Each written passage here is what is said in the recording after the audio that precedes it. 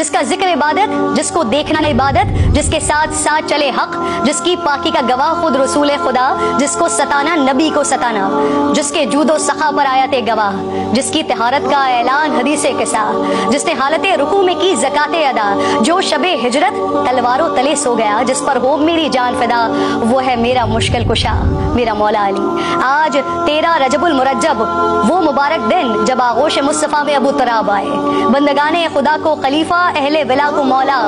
ید اللہ من اللہ عین اللہ وجہ اللہ لسان اللہ اسد اللہ، فاتح خیبر حیدر کرار، باطل کے لیے تھا جو شعلہ بار، امیر المومنین امام المتقین، ریاست مدینہ کے چوتھے خلیفہ۔ حضور نے کہا جسے بہترین بستر مرگ پر بنا جو امین، جس کی شادی کا فیصلہ ہوا عرش برین، 40,000 فرشتے تھے حاضرین، جس کی عداوت ہے قابل نفرین، ذہانت میں بے مثال، بہادری اور شجاعت میں باکمال، چیف جسٹس آف ریاست مدینہ، پروردہ آغوش مصطفیٰ، وارث علم الانبیاء، سپہ سالار لشکر مصطفیٰ، روحانیت کا شہنشاہ، عرب و عجم کا بادشاہ، ہر خاص و عام ان کے در کا گدا، جس نے بدر و احد جیسی سخت ترین جنگوں میں پرچم اسلام لہرایا۔ محبت و الفت کے سفر کو اما عائشہ رضی اللہ تعالیٰ عنہا نے یہ کہہ کر کوزے میں سمو دیا کہ اللہ کے نبی عورتوں میں سب سے زیادہ حضرت فاطمہ الزہرا اور مردوں میں سب سے زیادہ حضرت علی سے محبت کرتے تھے۔ نبی پاک صلی اللہ علیہ وآلہ وسلم نے ریاست مدینہ کے ذریعے جس حقیقی فلاحی ریاست کی بنیاد رکھی تھی، مولا علی شیر خدا نے اپنے عہد و خلافت میں اسی روش کو بطور جاری رکھا۔ بطور امیر آپ نے کبھی دارالامارہ میں قیام نہیں کیا، بلکہ یہاں غربا کو رہائش دی اور خود اپنے کچے مکان میں ہی رہے۔ قومی خزانے سے، حکومتی خزانے سے ایک پائی اپنے اہل خانہ کے لیے یا اپنے لیے کبھی خرچ نہیں کی۔ کئی بار تو نوبت یہ آ گئی کہ کپڑے اور غذا خریدنے کے لیے آپ کو اپنی تلوار اور زرہ تک فروخت کرنی پڑ گئی۔ چشمے فلک نے وہ نظارہ بھی دیکھا کہ مسلمانوں کا خلیفہ جو کی روٹی پانی میں ڈبو کر کھاتا تھا، اور روٹی بھی جو اس قدر خشک اور باسی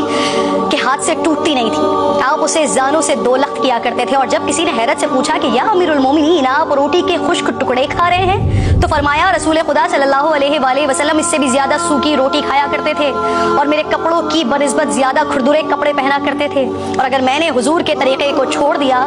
تو ڈر ہے کہ میں ان سے بچھڑ جاؤں گا۔ البتہ خود جو کی روٹی کھانے والا اور پھٹے ہوئے جوتے کو سی کر پہننے والے حاکم کا رعایا کے لیے دستور یہ تھا کہ مسکینوں کو تلاش کر کے ان کو سوال سے بے نیاز کرتے تھے، غریبوں کو تلاش کر کے ان کی حاجتیں پوری کرتے تھے، اور پھر جب رات گہری ہو جاتی تو دیگر امور سے الگ ہو کر عبادت میں مشغول ہو جاتے تھے۔ آپ کی شہادت کے بعد فقراء اور مساکین کو علم ہوا کہ تاریکی شب میں ان کی مدد کرنے والا، بوریاں اپنی پشت پر لاد کر اناج بانٹنے والا تھا کون۔ حکومتی مجبوریوں یا سیاسی مصلحتوں کی آڑ لے کر نہ ہی بیت المال سے غیر مستحق افراد میں وظیفے بانٹے، نہ ہی اپنے لیے تحائف سمیٹے۔ بیت المال سے خاندان نوازی کی روایت بھی قائم نہیں ہونے دی، حتیٰ کہ اپنے ہی بھائی کے سوال کرنے پر گرم سلاخ آگے کر دی کہ اگر تم یہ نہیں پکڑ سکتے تو میں تم کو نواز کر خود کو مشکل میں کیوں ڈالوں۔ فتنوں اور پرآشوب حالات کے باوجود مخالفین کو زیر کرنے کے لیے کبھی ہیلا و فریب سے کام نہیں لیا، حکومتی اختیارات کو ذاتی انتقام کے لیے استعمال نہیں کیا، بہتان تراشی نہیں کی، کسی کو جرم سے پہلے سزا نہیں دی، کسی پر اس کام کا الزام نہیں لگایا جو اس نے کیا نہیں، اور سیاسی مصلحتوں کے پیش نظر مجرموں کو بھی کبھی معاف نہیں کیا۔ صوبے کی گورنری کے لیے اپنے خاندان اور قبیلے کو ترجیح دینے کے بجائے اہل افراد کی تقرریاں کی، خیانت کاروں کو عہدے سے دور رکھا، اور جنہیں منصب دیے ان کی کڑی نگرانی بھی کی، مواخذے بھی کرتے رہے۔ جس طرح دوسروں کے احتساب میں سخت تھے، ویسے ہی اپنے قانونی اور عدالتی معاملات میں بھی برابری کے قائل تھے۔ حاکم وقت اور امیر المومنین ہونے کے باوجود قاضی القضاء، جس کو موجودہ زبان میں چیف جسٹس کہا جاتا ہے، ان کے سامنے ایک عام فرد کی حیثیت سے جاتے تھے، بار بار طلبی پر حاضر ہوتے۔ قاضی امیر کے عہدے سے مرعوب نہیں ہوتا، اور امیر بھی فیصلہ اپنے خلاف آنے پر اسے خوش دلی سے قبول کرتے۔ اے مملکت خداداد پاکستان کے حکمرانوں، کیا علی المرتضیٰ کی پیروی کرو گے؟ ان کے طرز حکمرانی کو اپناؤ گے؟ ورنہ جن حالات میں 70 سالوں سے ہیں،